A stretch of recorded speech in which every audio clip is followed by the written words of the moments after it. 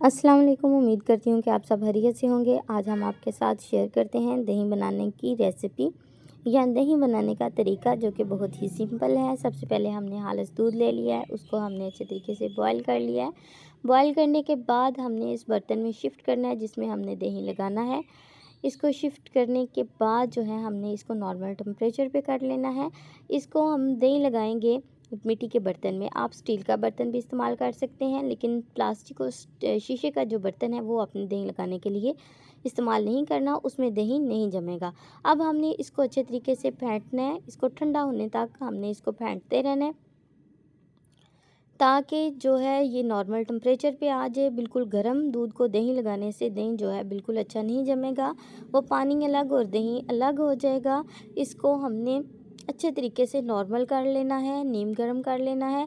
जब ये नीम गर्म हो जाए फिर जाग लगानी है। ये देखें जी, हमारा दूध जो है बिल्कुल नॉर्मल टेम्परेचर पे आ गया। अब हमने दही लिया, दही जो है हमने बिल्कुल फ्रेश लिया। अगर आपके पास फ्रेश दही नहीं है तो इसमें थोड़ी सी चीनी और दूध डाल के इसमें मिक्स कर लें ताकि इसका खट्टापन ख़त्म हो जाए। अब हमने इसमें दूध में जाग लगानी है। जाग हमने चम्मच पे डाल के एक साइड से लगानी है।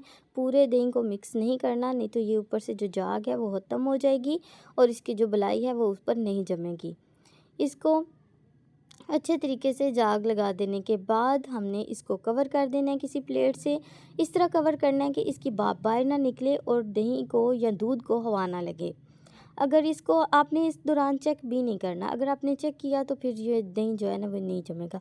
अब उसके बाद हमने किसी गर्म कपड़े के साथ इसको अच्छे तरीके से कवर कर दिया है ताकि इसको हवा ना लगे। 4 या 5 घंटे के बाद हमने इसको चेक करना है। 4 या 5 घंटे, वो भी गर्मियों में। अगर सर्दियों में है तो फिर आपको ओवरनाइट के लिए रखना पड़ेगा। ये देखिए जी, 4-5 घंटे गुजर जाने के बाद जो है हमने इसको चेक किया। हम दही की लुक देखते हैं कि वो कैसी आई है। ये देखें जी, माशाल्लाह से कितना अच्छा सा दही जम गया है। इसमें बिल्कुल भी ऊपर पानी नहीं है। ये देखें जी, कितना प्यारा दही जम गया। इसको गर्मियों में दही जम जाने के बाद 1 घंटे के लिए फ्रिज में रखें ताकि ये बिल्कुल थिक हो जाए। सर्दियों में ऐसा करने की ज़रूरत नहीं होती, आप ऐसे ही यूज़ कर सकते हैं।